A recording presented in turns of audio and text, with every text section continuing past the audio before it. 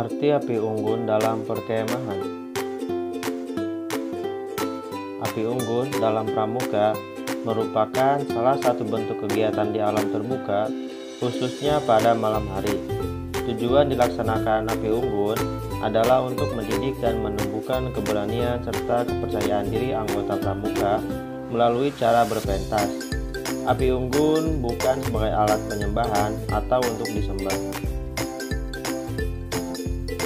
Fungsi, bentuk, dan cara pelaksanaan api unggun pada kegiatan pramuka. Fungsi dari penyelenggaraan api unggun adalah mempererat persaudaraan, memupuk kerjasama atau gotong royong, menambah rasa keberanian dan kepercayaan diri, membuat suasana gembira dan kebebasan, mengembangkan bakat dan kreativitas, serta memupuk disiplin bagi pelaku dan penonton. Tata cara pelaksanaan api unggun. 1. Tempat diselenggarakan api unggun adalah medan terbuka berupa lapangan yang cukup luas, tanah kering dengan permukaan rata. 2. Apabila api unggun dilaksanakan pada lapangan berumput, maka di tempat yang direncanakan tersebut rumputnya dipindahkan terlebih dahulu untuk kemudian ditanam kembali setelah api unggun selesai. 3. Tempat api unggun berbentuk lingkaran besar dengan api terletak di tengah. 4. Setelah kegiatan api unggun selesai, lokasi api unggun harus bersih seperti semula dan tidak berbekas.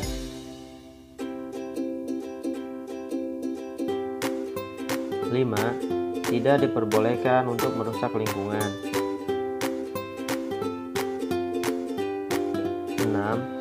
Untuk memeriahkan suasana, dapat ditampilkan atraksi-atraksi pendek dan tegas dengan alat seadanya. 7. Tidak diperkenankan gaduh mengeluarkan yel-yel jika ada regu yang sedang pentas. Dan 8. Api unggun bukan tempat tontonan, sehingga semua harus ikut bergantian mengisi acara. Macam-macam bentuk api unggun. 1. Bentuk piramida segitiga. Cara penyusunannya sebagai berikut. Kayu disusun segitiga sama sisi. Makin ke atas segitiganya semakin kecil, sehingga di tengah tumpukan kayu terdapat rongga. Nah, di dalam rongga tersebut diletakkan bahan yang mudah terbakar, misalnya jerami atau sekam yang sudah disiram minyak tanah.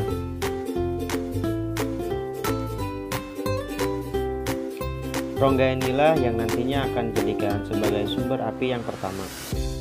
Nah, model api unggun ini biasanya dibutuhkan kawat kecil atau bentak untuk menjaga agar tumpukan kayu tidak mudah roboh.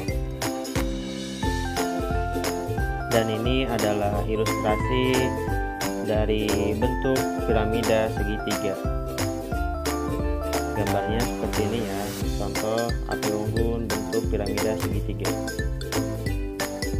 2. Bentuk piramida bujur sangkar. Pada dasarnya, membuat piramida bujur sangkar caranya sama dengan bentuk piramida segitiga.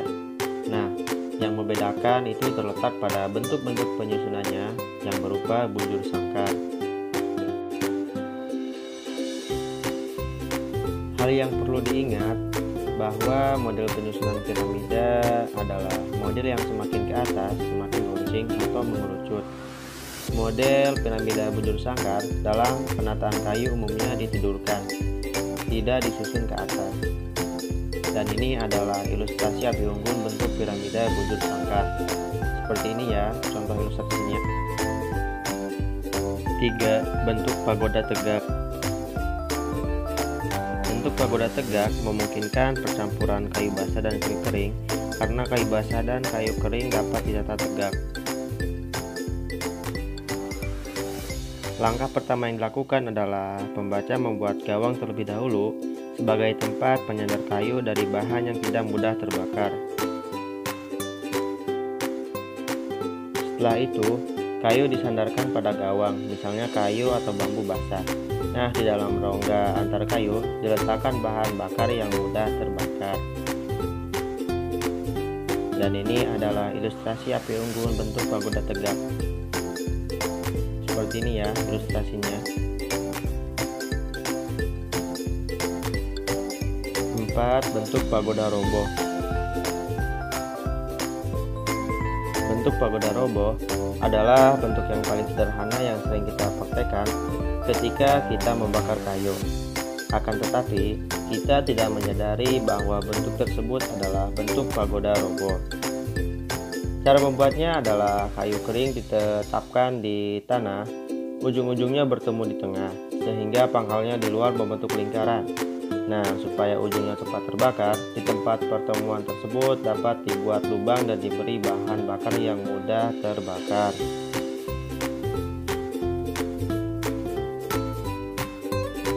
Dan ini adalah ilustrasi api unggun bentuk pagoda roboh. Seperti ini ya contoh ilustrasinya.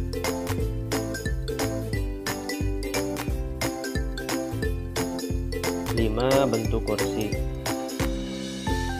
Bentuk kursi yaitu bentuk api unggun yang mungkin saja pembaca jarang temui, lantaran bentuk ini biasanya dipakai apabila angin bertiup kencang dari satu arah. Nah, langkah membuatnya pun tidak terlalu sulit ataupun rumit, namun sedikit memerlukan kesabaran. Caranya adalah 2 kayu berair dipancangkan agak berjauhan dan agak condong ke belakang. Nah, setelah tiang pengancang api unggun sudah dibuat, langkah selanjutnya yaitu menyusun kayu-kayu sampai membentuk tinklik. Dan ini adalah ilustrasi api unggun bentuk kursi. Seperti ini ya contoh ilustrasinya. Manfaat kegiatan api unggun. 1. Kegiatan api unggun dapat mengembangkan aspek-aspek kejiwaan pada peserta didik, sehingga dapat dijadikan sebagai alat pendidikan kepramukaan. 2. Sejak zaman dahulu, api unggun banyak difungsikan sebagai pengangat badan dan pengusir binatang buas. 3. Selain itu, api unggun juga berguna sebagai media pertemuan untuk bermusyawarah dan bergembira. Sekian, terima kasih dan salam pramuka.